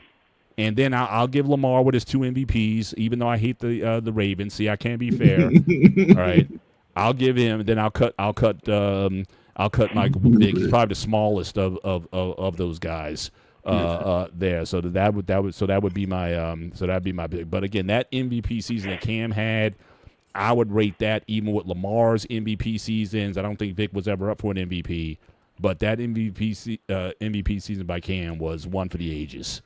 For sure, it just ended. It should have ended differently, but unfortunately, it didn't. So wanted to, certainly. Go I think that season with Vic at the Eagles with Deshaun Jackson, I think that was the best season of his career. Yeah, for sure. But he didn't get to the dance. He, I think he lost to Rodgers and the Packers. I think in the divisional playoffs. I think. It definitely was his best, but we also got to remember he was that roster was loaded. Remember, he was on a team that they pretty much them winning the NFC East was just a routine. You know what I'm saying? Like that was the Andy Reid Eagles. They pretty much at the beginning of the year it was the Eagles gonna win the division and who's next. You know what I'm saying? It ain't like Yeah, he was on a weak ass roster. So you oh also that got to take that into you got to take that into. And I'm not saying that to discount because he was definitely for sure was a way better, more focused, more accurate quarterback. yeah. But it also helps that you got a fucking squad behind you, and he had a squad. Gotcha. All right, guys, we're going to go into the last block of the night. Again, I had some more slides, but just for brevity's sake, we're going to get into this. So a very interesting thing happened last night, and I've been a little bit taken back by the reactions. So again, Bam Adebayo scores 83 points last night and joins the list of only two other players in NBA history to score over 80 points. So again, Kobe Bryant did it back in 2006, and Wilt Chamberlain scored 100 points back in 1962. And obviously, that's going to put him in an elite class. And then all of a sudden, this haterade started coming. First and foremost, and that's probably why Dante, that's why, he had to leave, all these Laker fans. So these Laker fans started coming up and started posting left, right, and center. Unfortunately, I'm friends with a lot of them. Cut up saying, oh, well, it wasn't as good as Kobe's. Look at Kobe's percentages, and 60% from the field and 7-13 from three and higher free throw percentage and whatnot. So all these Laker and Kobe fans are jumping on saying, nah, it's not as good. Just devaluing the effort. The guy scores 80 points in an NBA game and then this hate. And then you had other people start to chime in. You had this one writer saying, again, even role players can score 83 today in this cupcake era, the weakest era in history, just devaluing the effort. So here's another one. So we got all these Laker fans who are all in their energy for what? I don't understand. Why are you in your energy for a guy just going out there and just having the game of his life? Well, I don't understand. I can answer that for you. But I don't understand it. But let me just keep spinning. I'm going to turn the floor to everybody. So you had him, and then you had from the media, you had Cameron. Bombs out of bios surpassing Kobe's is fraudulent. You shoot 43 free throws against the Wizards. They're tanking. You had the coach of the Rockets, Udoka. I saw he only made 6 threes, but 40 free throws tells us the story right there. It's about the Washington Wizards. I guess they're tanking, I guess. So I didn't understand that. And then we had certainly from one commenter who just on the whole issue of these high-scoring games, we had certainly a good friend of the show. Kobe had a career high in scoring, and he didn't have a record. Second place isn't a record in any way, shape, or form, LOL, and that's no disrespect to Kobe. This is weird to have to explain. So, again, we had certainly a fan of the show. Had a fan of the show. So we wanted to raise that up. So let me start with Tommy B, because this is actually Tommy's comment he made earlier. So so again, talk about, your thoughts on the what meant by your comment, and then just explain this. But again, all these Kobe fans just came out the woodwork for I don't know what reason, and I didn't think that it was necessary. I mean, let the guy have his day. I've got new information, and I'm not gonna lie to you. I look at Kobe's. Thank you.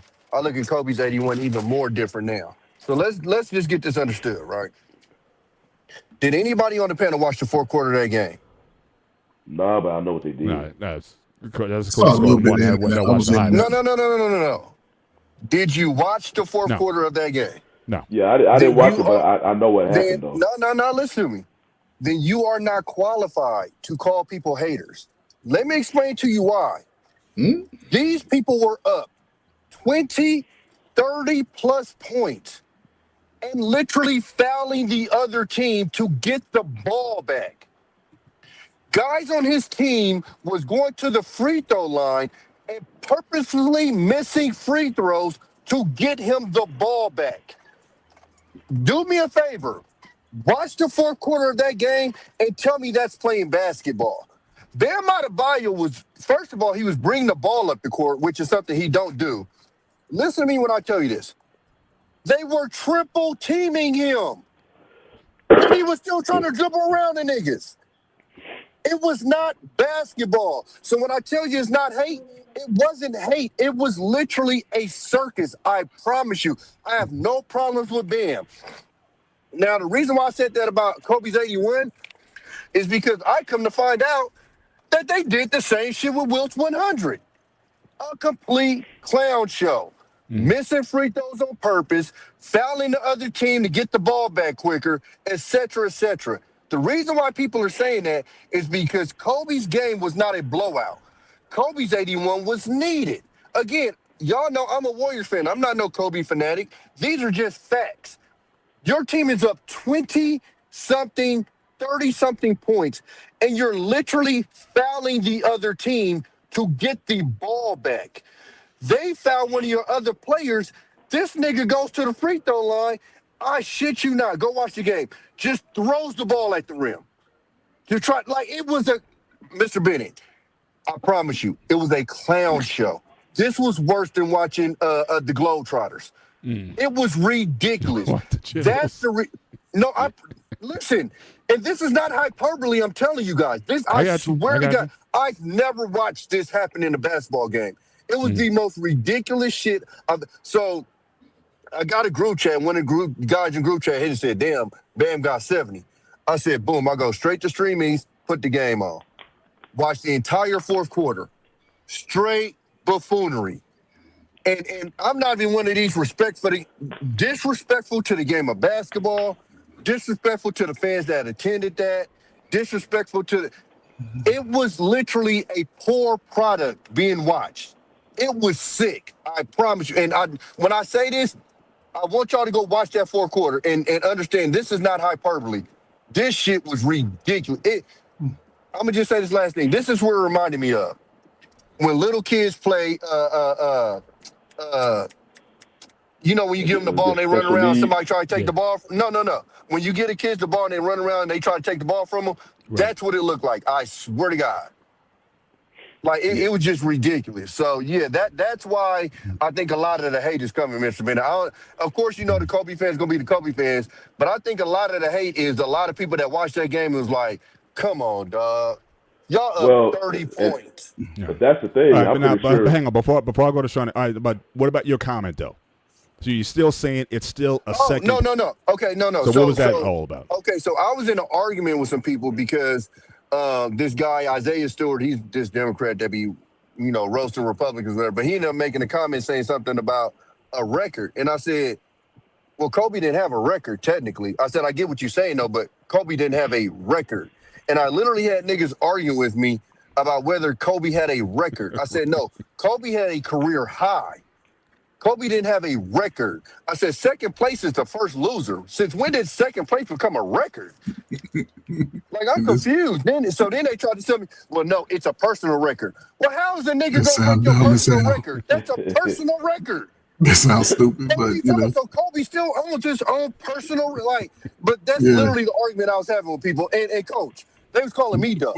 No, Tommy, I saw the fourth quarter only of the game, and real quick, I'm gonna listen.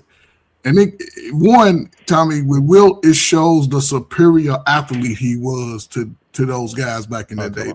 It just showed that, right? Because he was jumping elbow high over the rim. None of us have ever been able to get our head over the rim. So, and it was just showing superior class. So again, they changed some things after that. But when I saw it, how they was doing, when they was throwing the ball up to the basket, and I was like, man, and this is because all of this is approved by the commissioner. All of this is approved by the heads of basketball. And to be able to have this type of product on a national scale like that, it just goes to show that the NBA really don't have too much more to offer. Because Bam Adebayo, he didn't even look happy with the sign he was holding up. He looked like he know it was a lie. Go look at him with the towel on and say. So I didn't go back. Does anybody know how many points did he have going into the fourth? I think he had about. Did he have 50 or more? Yeah. Okay, so what about the first 3 quarters then? Because I can certainly understand, and we've seen when if the guy's going for a record or whatever, we've seen people kind of what they call stuff the box at the end. But still, to have 50 points or more after 3 quarters, that's still in a game that you would have thought would have been somewhat competitive up to that point. That's still an accomplishment, is it not? I'm not disagreeing with Tommy's saying about the again, it's like you stuff in the box at the end just to, okay, let him get a record, let him get a record. Yeah, I get that. But the guy was certainly playing out of his mind up until that up until that point. He might have wound up with 60 or whatever. It certainly would have been a career high for him, and certainly would have been one of the highlight performances of the year. So that's the only thing I would add to that. But the fourth quarter, I'll take his word for it. I'll go back and I'll watch it. Certainly myself. But I just thought that again, certainly for the Kobe fans, like I said, I just didn't think the need was necessary because, again, it's a different time, it's a different era. Now, again, I'm going to disagree with your coach on one thing, all right? If anybody's performance you can say wasn't necessarily legit, I got to say it's Wilt's. 1962, there were 9 NBA teams. 9. Mm-hmm. The average center in the NBA was like 6'4". You were playing center. So I mean, he was literally a man amongst boys at that time. And I've seen highlights of the game, and all they're doing, they're just dumping it into him in the paint, and he's just going up and dunking it. They had to expand the free throw line in that area just to accommodate him in the game. But I mean, there was nothing overly skillful about what he did. Well, he was like 2 feet taller than everybody else, and he was just dunking on people. So I'm not, and again, I don't want to downplay that either. But I'm saying, but you can nitpick at certainly his performance as well. I didn't hear anybody talking about, oh, well, Wilt's the real guy or whatever. I didn't hear anything like that. But I just thought that the reaction of the Laker fans, I just thought was, let him have his day. He had 62 points in the third quarter. By the end of the third quarter, about 62. So I can see a lot of guys say, hey, you know what? The record's 80. Can we get him 20 points? We've seen that kind of happen in a variety of sports. Again, if you want to stuff the box at the end. The fourth quarter was manufactured, but like you say, it's not the first time we see it, especially if they see you actually have a shot. Only thing I understand about what Tommy bringing up, this was just an extreme manufactured. Like it was almost like a reverse hack-a-shack type thing. It looked like a bet on the game. You know what this is how I can explain it, Mr. Bennett. You're right, they do. It looked like a caricature of what you're talking about. Mm-hmm. Like it literally looked like this was a comedy movie, the way that the basketball was being played. Like again, I'm not a Kobe guy, so this isn't like a personal thing to me. I'm watching basketball and going, bro, this looks worse than some shit I've seen, toddlers play. Like this shit just looked dumb. Right. Again, triple team full court. And you got a guy who don't even bring the ball up court trying to dribble around these guys. Ticky-tack fouls. Like it was embarrassing. It was embarrassing. Well, I feel like this a lot of times, especially since Kobe passed. So a lot of folks out there are very emotional about Kobe. They idolize Kobe now. They put him on this pedestal that if anybody threatens it, it's no different, even though he's still living, how when Jordan fans felt about when LeBron fans got loud. Once they put these respective players on a pedestal, they don't want anybody to approach it. And even if they will find ways to help. Like we said, we saw a whole career of this with LeBron when it came to him and Jordan. Jordan fans, like, I believe Jordan is the greatest of all time, but I respect what LeBron has brought to the game. So I'm not going to downplay what LeBron has brought. Jordan fans, though, they put him so much on the pedestal, they demean everything LeBron. Every time LeBron makes a mistake, what's the first thing to do? Compared to Jordan. Well, they did that with Kobe, but for the most part, LeBron has always been attached to Jordan. Kobe, you see people try to attach LeBron to Kobe, but it's not at the same level as with Jordan. So Kobe always been kind of, he's just been on a pedestal. Many people believe that the only person who was greater than Kobe was Jordan and whatnot. And everybody know that Wilt's 100-point record was always deemed kind of potentially the unbreakable record. Right. But again, the premises of it, only 9 teams.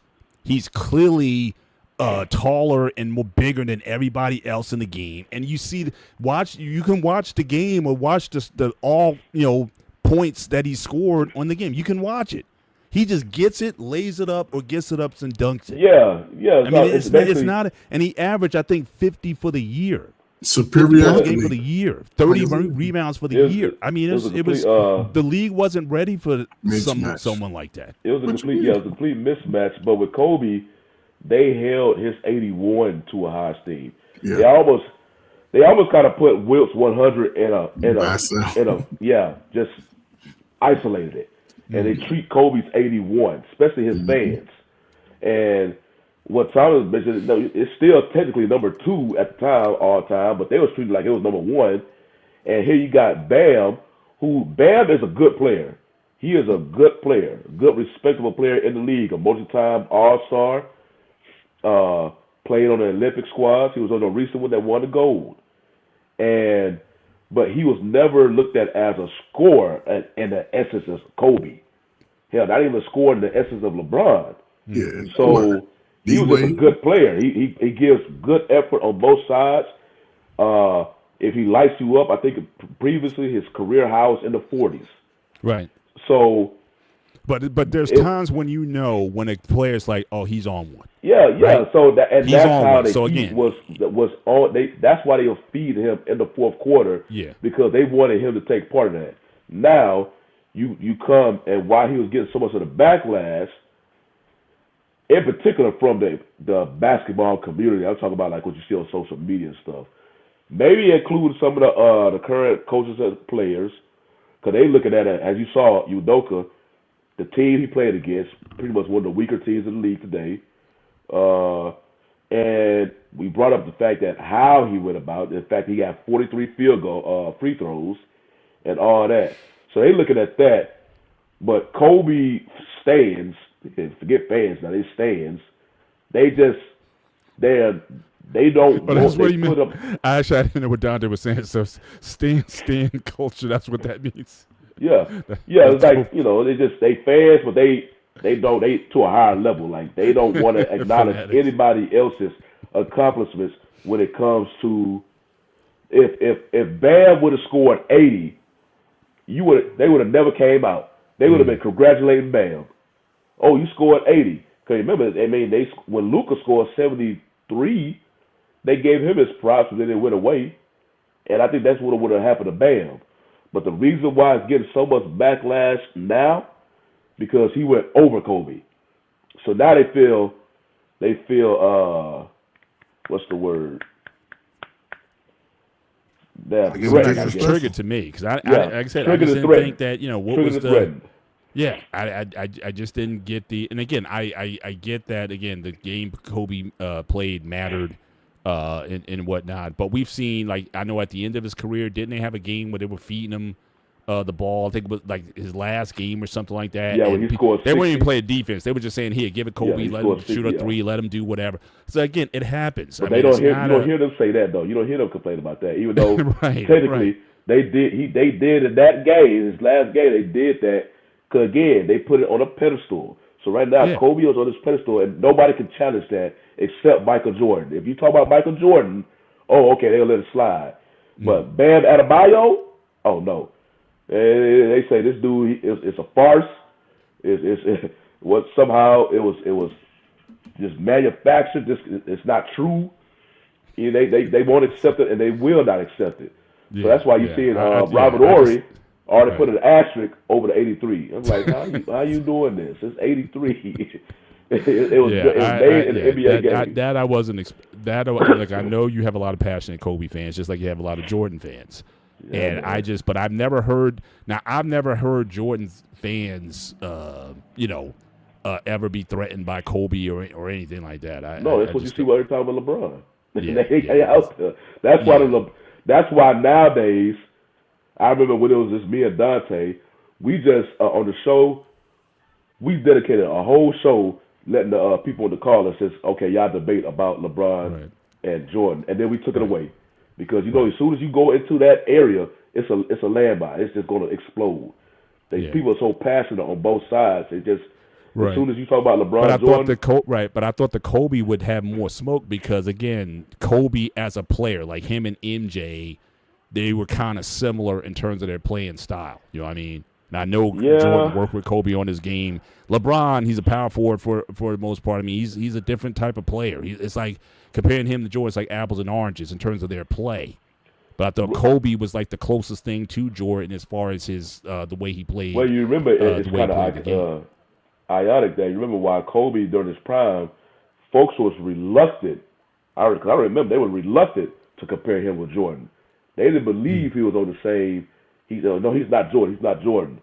After he retired, and especially after his passing, now they say, he is the second. We haven't seen a player like Jordan since Kobe, and all that. So I remember when he was playing, pretty much that same community was reluctant to compare him to Jordan.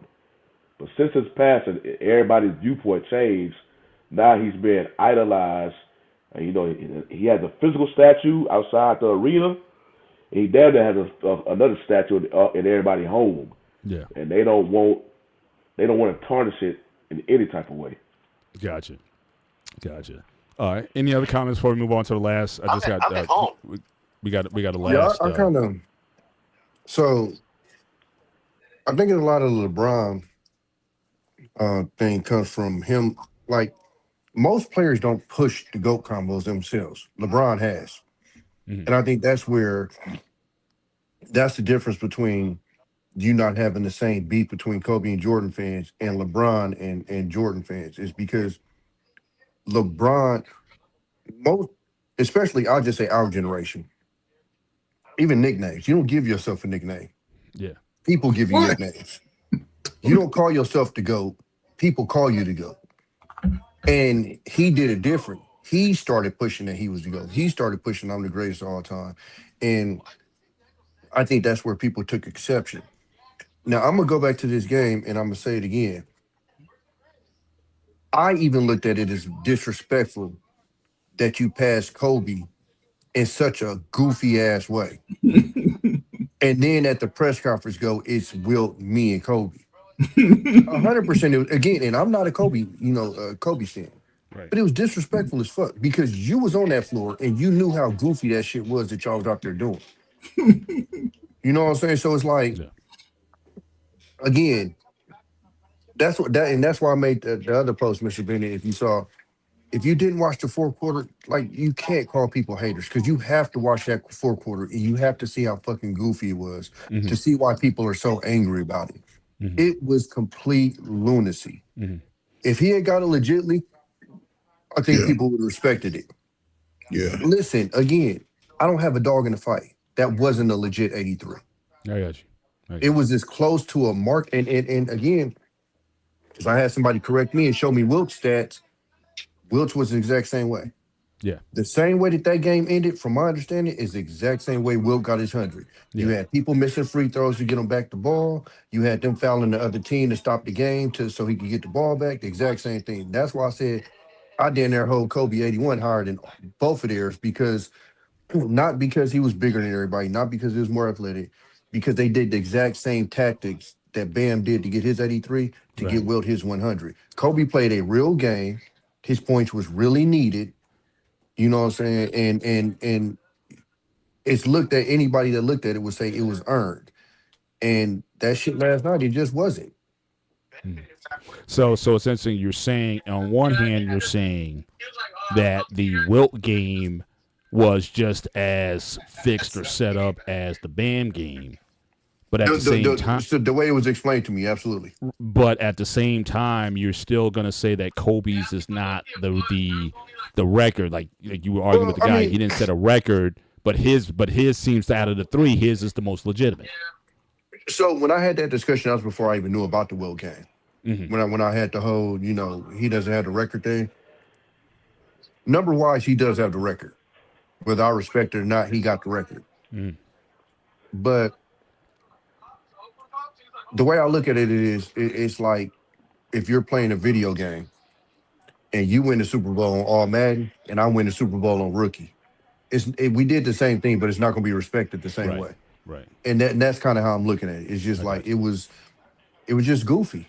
Right. That's the only way I can say it. I got you. All right, we're gonna last block of the point of the night. Going to stick with the NBA. So certainly we're seeing the year that Wemby's having. Last game against the Celtics, 39, 11, and 8. And you had this guy made a comment that the NBA belongs to Wemby until he gets injured. The association is his for the next 10 years. So, again, we've had the discussions about who is going to be the face of the NBA. And could it be an international player? Because up to this point, you never had that kind of thing. You've had, certainly very good foreign-born players. Can he, really be that face? Can he capture the American audience? I mean, he speaks English fairly well. Can he be a marketing guy? Can he be that, like what Jordan was, what LeBron was, even what Steph is to certainly to an extent? Can he be the face of the NBA going forward, or the fact that his name, his foreign being foreign born, will that be a hindrance to him being that person? We saw the All-Star game. I think Shawnee was making a point that the teams were playing with a lot more effort, in part because of how Wemby was playing in the game. He takes the game seriously. We saw videos. He wins or losses, he takes very passionately. And there's nothing to dislike about the guy. The only thing I would add, and look, if he had all he needs is a woman, basically. I don't know if he's dating anybody, but just like Jordan and LeBron, having that that steady wife or lady or something like that. Especially, I'm talking about just in terms of marketing, in terms of advertising. Madison Avenue, they tend to like guys who are a bit more stable. But can he be that guy? Can he be, as the commentator here, the face of the NBA for the next 10 years? Shawnee, since we had that conversation, you can talk about what we talked about. So you can take it on. Yeah, I think in today's time, if you're talking basketball, yes, Wemby can be the face. If you're talking basketball, but I think now, especially, LeBron, but Steph did it too, because both of them are looked at as the face. Of course, LeBron is viewed higher, but Steph is right there. What makes it so different in today's time, and what I believe that players kind of don't want no part of, because, like I said, if you're just talking basketball, they'll say, okay, I'll be the face. But it's no longer that. It's this whole social climate now. I mean, if you are viewed by the face, it's not just the basketball community who will recognize you. It's people on the outside of the basketball community. And when if it stays just strictly basketball, you basically in a bubble. People can put the microphone in front of your face, ask you a basketball-related question, and so be it. You're in the basketball bubble. But if you're the face and you're visible outside that bubble, you're going to get a microphone put in your face that's not necessarily from ESPN. It could be some random magazine or whoever, or CNN, if there's like a political issue that comes up or anything of that nature. And LeBron and Steph, they told their opinions.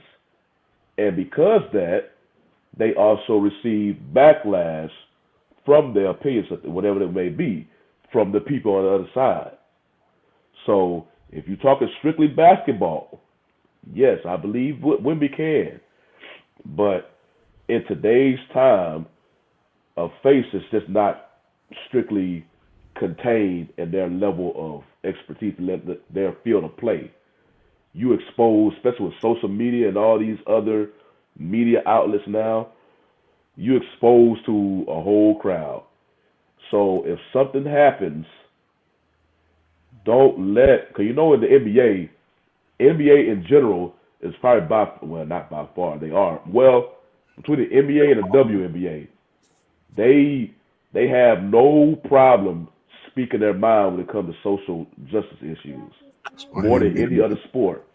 So if you put the microphone in front of their face and they say something, it's going to be viewed by the people on the outside of that bubble, and you're going to start getting arrows thrown at you.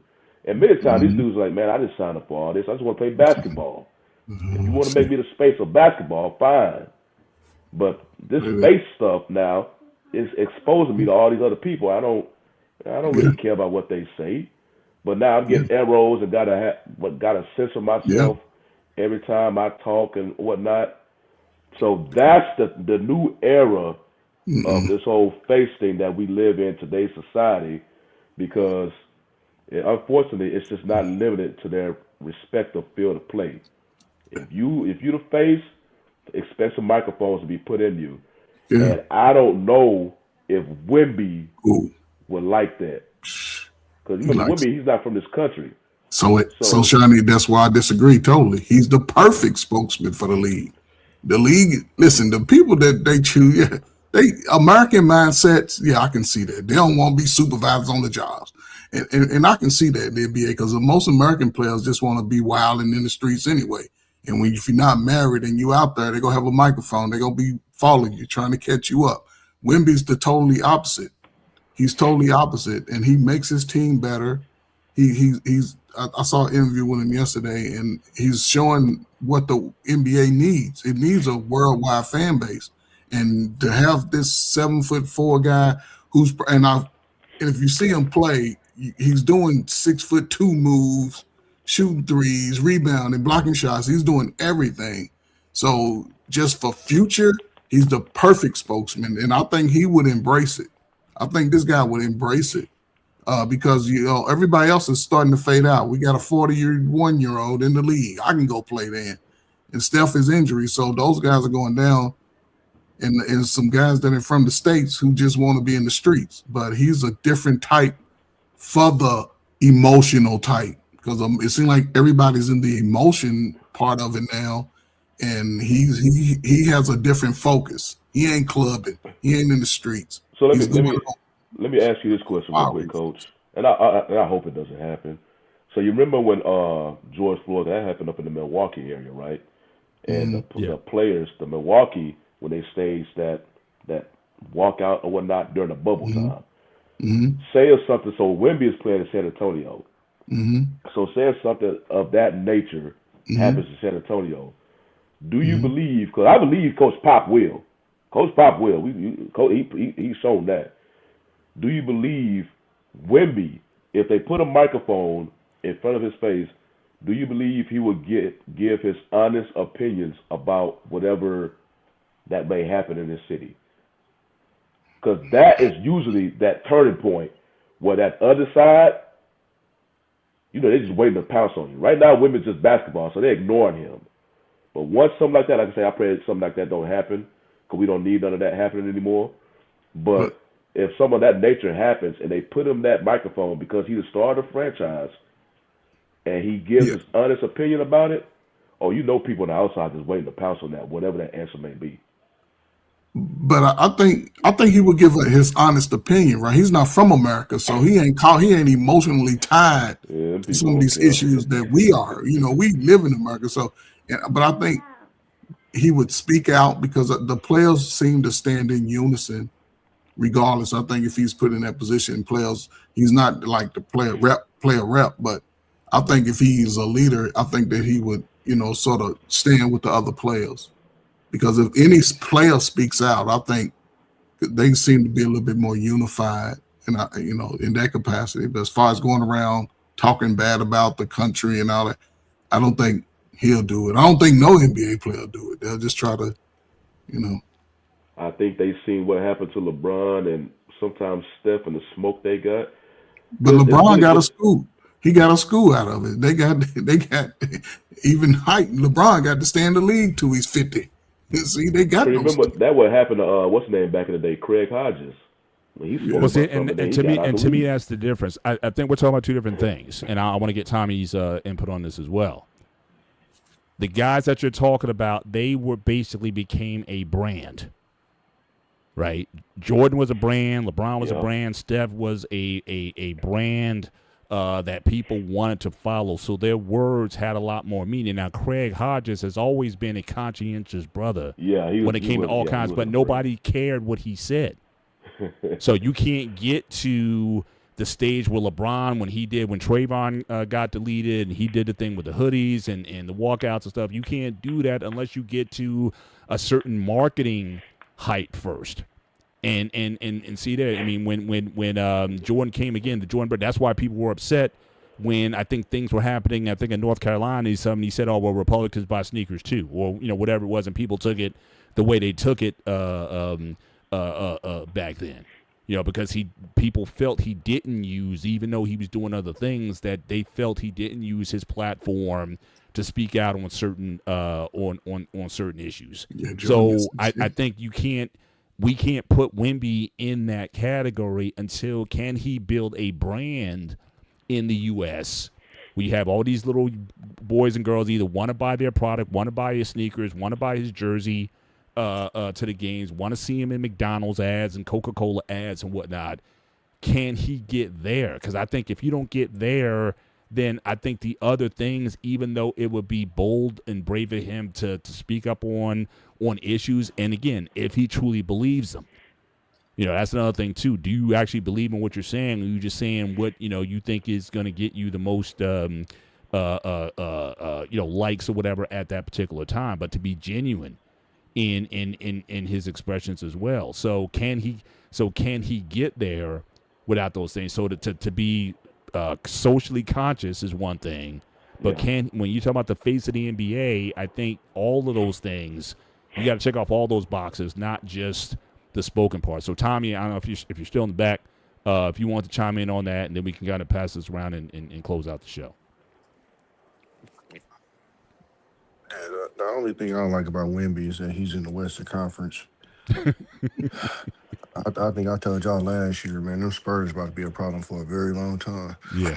But I don't know, the international thing is weird because, like you said, we never really had a situation. I remember I had an argument with somebody about like Shohei Ohtani. And I was just like, they were saying like, oh, he's going to be the face of the, and I'm like, I don't think so. Yeah, I think we talked about that in the back also. I didn't think so either, but yeah, go ahead. Well, no, I had a friend on Facebook I was going back and forth with, and he was calling me ignorant because I said, no, because there's a language barrier. And he's like, why would you say that? And I'm like, because Americans are stupid. It's not nothing have to do with him. We're dumb. Like, we don't like stuff that we don't understand. So when you need a translator, our goofy ass heads go, wait, you're not like us. And so it becomes unrelatable. And so I think that's the hurdle that a lot of international people have to get over, unless you're Americanized, like Andrew Wiggins. He doesn't act like an international player. He acts like an American. You know what I'm saying? So unless you somebody like an Americanized international player that acts like pretty much like an American, I think it'd be very, very hard for you to become the face of any of the leagues just because of that barrier. Like most of our face of the leagues, there's some way, shape, or form that you relate to them. So, you know what I'm saying? And I think just for us, just the way that we're built as Americans, we don't really relate too much to foreigners. Yeah. Well, even Canadian, SGA, he's obviously a very talented MVP type player. I don't think he gets a ton of traction in the U.S., even though he doesn't act foreign or Canadian or whatever. He just, Yeah, but I just don't think SGA has hit that level yet. I think he has the ability to. I just don't think that he's because I put it like this. Like, if I asked my sister who SGA is, she would have no idea who he is. Right. And that's what I'm saying. If I say, do you know who LeBron is? She knows who LeBron is. Do you know who Steph is? She knew who Steph is. So the level that we're talking about is like a different level. And that's what I'm talking about. Like when you're asking people who are not sports people who these people are, if they don't know them, then they aren't on the level that we're talking Correct. about. Basically, And so box that's office. what, so But I there's wouldn't. also an intention though, right? I mean, like Yeah. Nike went all in on Jordan, right? Or on LeBron. Like companies make decisions that we want this guy to be the face, and we're gonna feed him to you even if you don't like it. He's gonna Yeah. be ubiquitous all the time. That's a corporate thing too. So I think some of these guys, even though they're great players, you know, companies decided that this is going to be the guy. And so I don't know like what companies are going to be like, okay, we're going to build a brand around a particular person, whether it be SGA or you know whoever it is, who is going to make that move to say it's him. Well, And I don't know who that is. Here's another issue he has too. He's insanely tall. Again, It's not not an issue. relatable. No. No, let me tell you why it is. The reason why Shaq can get away with what he does is pure personality. It's pure personality. But outside of Shaq, you don't see big men selling shoes. You don't see big men on billboards all over the place. If when you're a big man, the average American can't relate to you at Yeah. all. So again, that's a hurdle. Again, I'm not saying, Coach, I'm not saying it's impossible. I'm saying it's a No, hurdle. So what I'm saying no. with Wemby is Wemby don't seem to have that type of personality that's gonna make him stick out. So that's a hurdle that he got. So you don't really necessarily have that personality.